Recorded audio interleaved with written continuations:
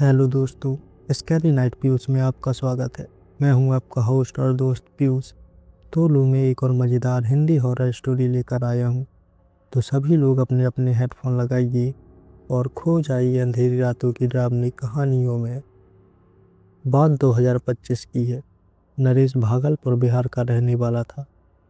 25 वर्ष का होने पर भी गांव में उसके पास काम न था। ऊपर से उसके घर वालों ने उस पर शादी का दबाव बनाया हुआ था कि वो जल्दी से कोई नौकरी पकड़ ले और फिर उसकी शादी करके घर वाले अपनी जिम्मेदारी से मुक्त हो सकें। नरेश ने सोचा कि क्यों न शहर जाकर नौकरी ढूंढी जाए, जैसे गांव के कई लोग कर रहे हैं।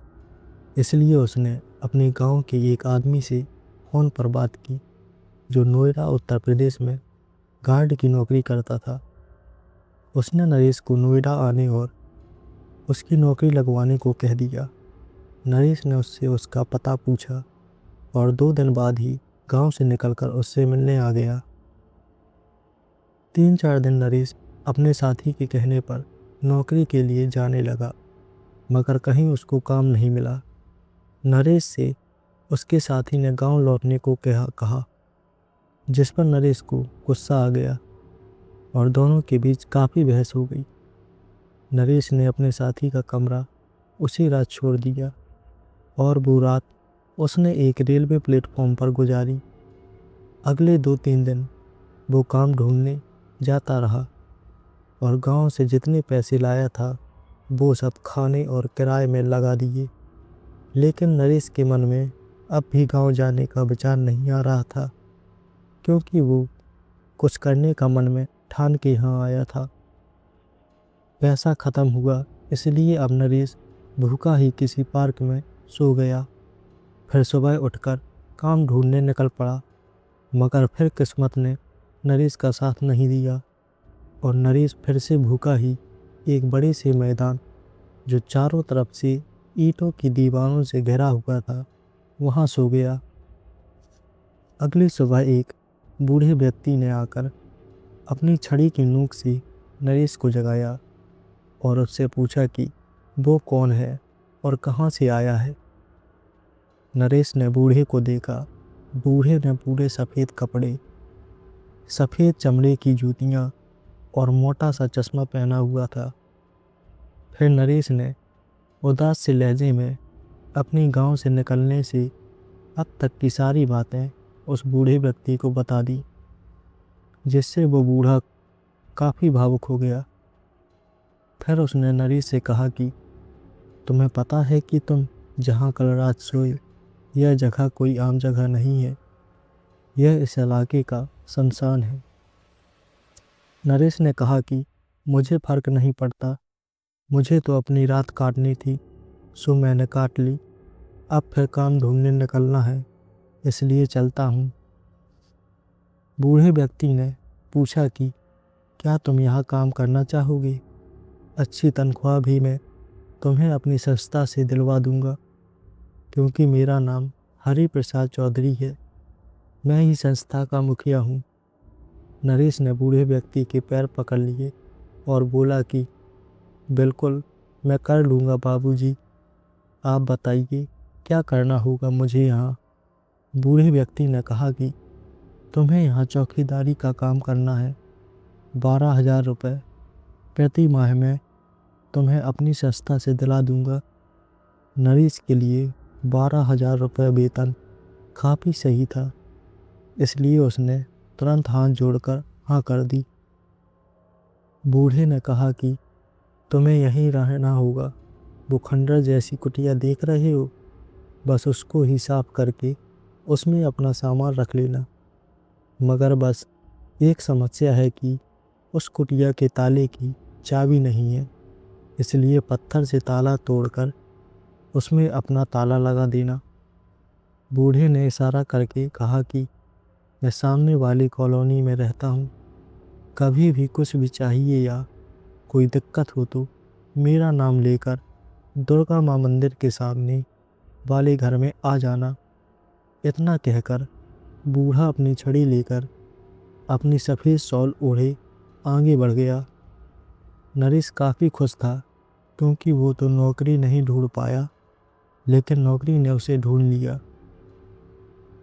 नरेश यह खुशखबरी घर वालों को बताना चाहता था, लेकिन उस समय मोबाइल फ़ोन का इतना चलन नहीं था। नरेश का पूरा दिन ताला तोड़ने, उस कुटिया को साफ करने में निकल गया।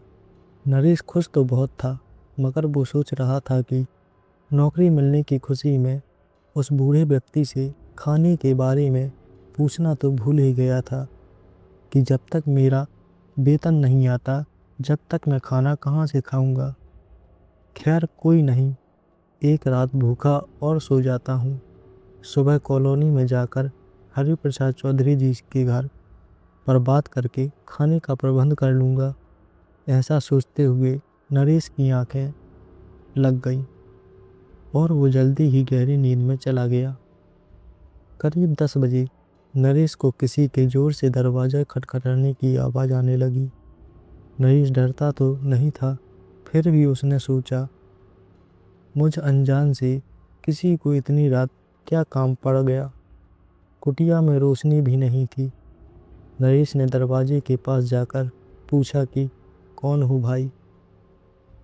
उधर से आवाज़ आई, चौधरी साहब ने खाना भेजा है, ले लो। नरेश खुश हो गया, क्योंकि उसने कई दिनों से ना के बराबर भी नहीं खाया था।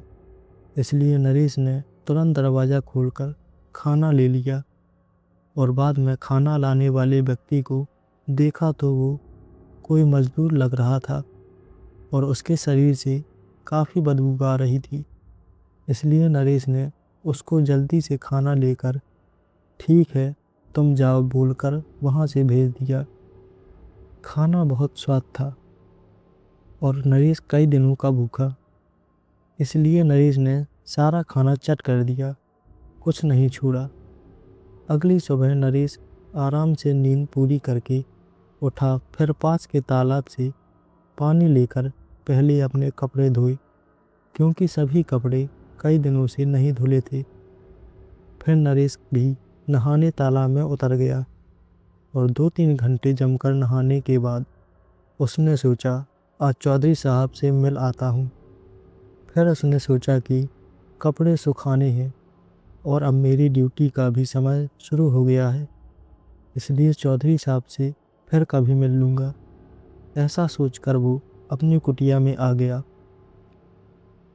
पूरा दिन नरेश अपनी कुटिया के बाहर बैठा रहा, मगर कोई नहीं आया। फिर दिन ढला और रात लगभग 10 बजे वो व्यक्ति नरेश के लिए फिर से खाना ले आया। खाना आज भी बहुत स्वादिष्ट था, जिसे खाकर नरेश गहरी नींद सो गया और ऐसा ही कई दिनों तक चलता रहा। नरेश ने एक दिन सोचा कि शिवजी ने मुझे इतने बड़े शहर में नौकरी दिलाई है और मैंने उनको अभी तक धन्यवाद भी नहीं किया। ऐसा करता हूँ कि आज शाम को अपनी ड्यूटी के बाद पास के किसी व्यक्ति से पूछते हुए शिव मंदिर में मत्था टेक कर उन्हें धन्यवाद कराता हूँ। और आज सोमवार भी है। नरेश ने ऐसा ही किया। वो अपनी ड्यूटी के बाद अपनी कुटिया पर ताला लगाकर लोगों से पूछता हुआ एक बड़े शिवजी के मंदिर में आ गया। नरेश ने शिवजी का धन्यवाद किया, शिव चालीसा और ओम नमः शिवाय का जाप भी किया, जिससे समय का नरेश को पता नहीं चला। और वो वहाँ से निकला तो देखा वहाँ भंडारा हो रहा था। उसका मन प्रसाद खाने के लिए करने लगा, तो उससे रुका नहीं गया। उसने काफ़ी दिनों बाद मीठा खाया था, इसलिए उसने जमकर खाया और उसका पेट पूरी तरह भर गया। नरेश अब जल्दी जल्दी कदम बढ़ाता हुआ अपनी कुटिया में आ गया। नरेश को आए बस 2-4 मिनट ही हुए होंगे कि फिर से दरवाजे पर वही जानी पहचानी दस्तक हुई। नरेश तो जानता ही था कि चौधरी साहब नियम के पक्के आदमी हैं, तो उन्होंने हमेशा की तरह बहुत सारा स्वादिष्ट खाना भेजा होगा। फिर अगले ही पल ख्याल आया कि आज तो वो खाना बिल्कुल नहीं खा पाएगा, क्योंकि उसके पेट में जगह ही नहीं बची है। उसने इतना सारा मीठा प्रसाद भंडारे में खा लिया है। फिर उसने सोचा कि आज चौधरी साहब का खाना लौटा देता हूँ, क्या फ़ायदा, खाना खराब हो जाएगा। फिर वो उलझन में पड़ गया कि अगर खाना लौटाया तो कहीं चौधरी साहब बुरा ना मान जाए, इसलिए खाना लेकर रख लेता हूँ। सुबह अगर खाना खराब ना हुआ तो खा लूँगा, वरना फेंक दूँगा। नरेश ने दरवाज़ा खोला और खाना ले लिया। फिर खाने की पोटली कुटिया के एक कोने में रखकर वो सो गया। सुबह उसकी नींद एक तेज बदबू से खुली। यह तेज बदबू इंसानी मल लैट्रिन की थी। पहले तो नरेश ने कुटिया के बाहर देखा, जहां उसको कुछ नहीं मिला। फिर गौर से अपनी नाक की मदद से वो तेज बदबू खोज निकली। वह बदबू चौधरी साहब वाली पोटली में से आ रही थी। नरेश को अपनी नाक पर विश्वास नहीं हो रहा था, इसलिए उसने वो खाने की पोटली खोलकर देखी तो उसमें सच में ही इंसानी मल था, जिससे नरेश चौंक गया और गुस्से में आकर चौधरी को गाली देने लगा। फिर उसका गुस्सा कुछ शांत हुआ तो उसने दिमाग लगाया कि चौधरी साहब को ऐसा करके क्या ज़रूरत पड़ी है। लगता है ये काम उस आदमी ने ही किया है जो रोज़ खाना लेकर आता है। एक काम करता हूँ, चौधरी साहब से उसकी शिकायत कर देता हूँ, ताकि चौधरी साहब उस आदमी को सबक सिखा सकें। फिर क्या था, नरेश चौधरी साहब के बताए पते पर जा पहुँचा। कॉलोनी में आकर दुर्गा माता मंदिर के सामने वाले घर में जाकर नरेश ने आवाज़ दी, चौधरी साहब, चौधरी साहब, क्या आप अंदर हैं? चौधरी साहब थोड़ी देर के बाद एक जवान लड़का बाहर आकर बोला कि हाँ भाई, कौन हो तुम, किससे मिलना है तुम्हें? नरेश ने विनम्र स्वर में कहा कि जी, मेरा नाम नरेश है, मैं पास वाले शमशान का चौकीदार हूँ और मुझे हरि प्रसाद चौधरी से मिलना है, क्योंकि उन्होंने ही मुझे वहाँ नौकरी दी थी। मगर अभी मेरी कुछ समस्या है, जिसके लिए मैं उनसे मिलने आया हूँ। लड़के ने कहा, तुम्हें पिताजी ने कब नौकरी पर रखा? नरेश ने कहा कि यही कोई 10-12 दिन पहले।